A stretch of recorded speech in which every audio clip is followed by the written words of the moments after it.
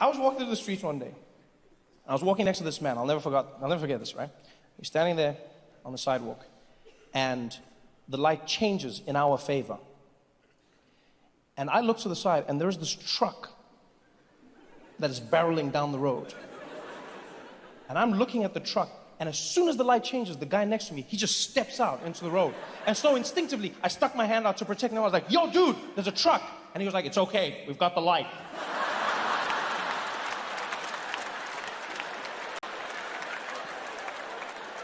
I said, yeah, and he has a truck.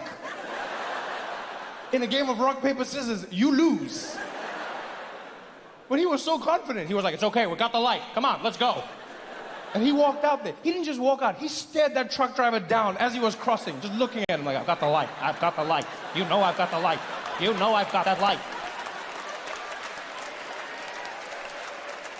I was running behind him, all apologetic. I'm sorry, I'm sorry, I would have stopped. I'm sorry, I've never done this before. White people love being flabbergasted. Come on. You know exactly what I'm talking about. Have you ever seen when a white person's having like a bad day, something's gone wrong, and they always do that thing with their face, they just get flabbergasted, it's like, oh.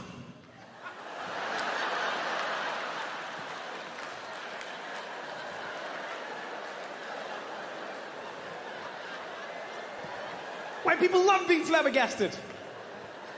You'll see it in supermarkets all the time. There's like a long line, right?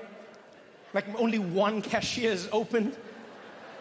Everyone's standing there patiently. There'll always be one white person who pops out like, why don't they open the other? Are you serious? Why don't they? Are you?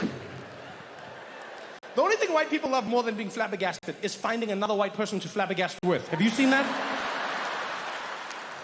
Yo, whenever that happens, magic. It is absolute magic.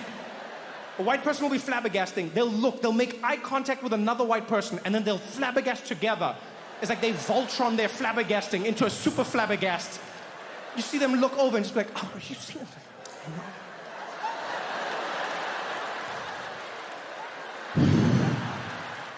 So, fast forward many decades, we're in Edinburgh, Scotland.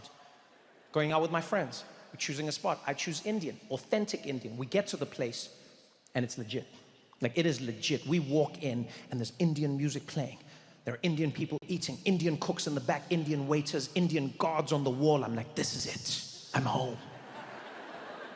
We walked in, we sat down. And as soon as we sat, one of my friends, Steve, launches for the menu. And I was like, Steve, it's cool, man. I'll just order for everyone at the table. And he's like, oh, that's fine, Trevor. I'll order for myself, thank you. I was like, no, it's not about that, Steve. I just prefer to order for all of us, yeah? Right? You good? He's like, I don't know why that's necessary.